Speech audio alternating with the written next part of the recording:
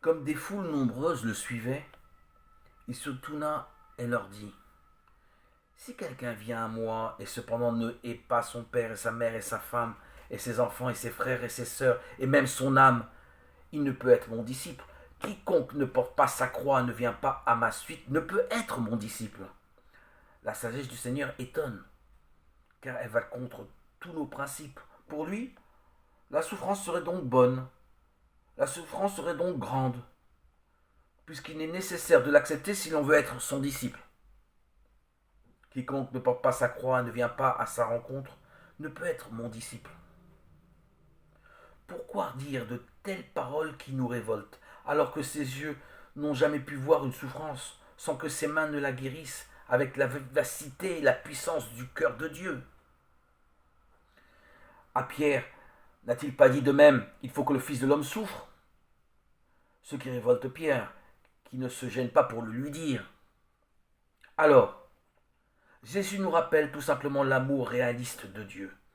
Il nous faut accepter la volonté du Père qui nous a créés, finis, fils d'homme comme lui, avec une naissance et une mort. L'adoption divine à notre égard ne détruit pas ce que nous sommes, des êtres fragiles et mortels, soumis à la souffrance parce que créés.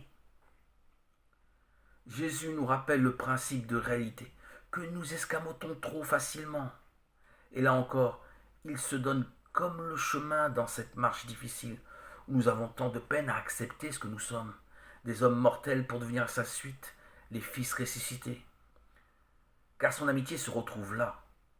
Il marche devant. Il faut que le Fils de l'homme souffre. Alors, sans parole ni raisonnement, il nous ouvre l'esprit, le cœur, comme sur le chemin d'Emmaüs. Oui, nous ne serions pas dignes de lui si nous refusions la souffrance, mystère de l'amour qui a préféré nous créer ainsi plutôt que de nous priver de sa tendresse éternellement. Son amitié est une amitié exigeante, réaliste.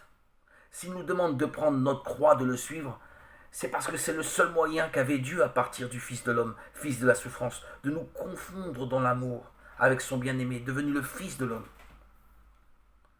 Les foules courent après lui, mais cet enthousiasme ne le satisfait pas. Il veut plus qu'un feu de paille et qu'un désir de surface. Il lui faut un être qui se donne entièrement. Aussi va-t-il, par des images saisissantes, montrer combien ses auditeurs se trompent, s'ils croient que tout est bien parce qu'ils l'ont suivi au désert et ont écouté ses paroles.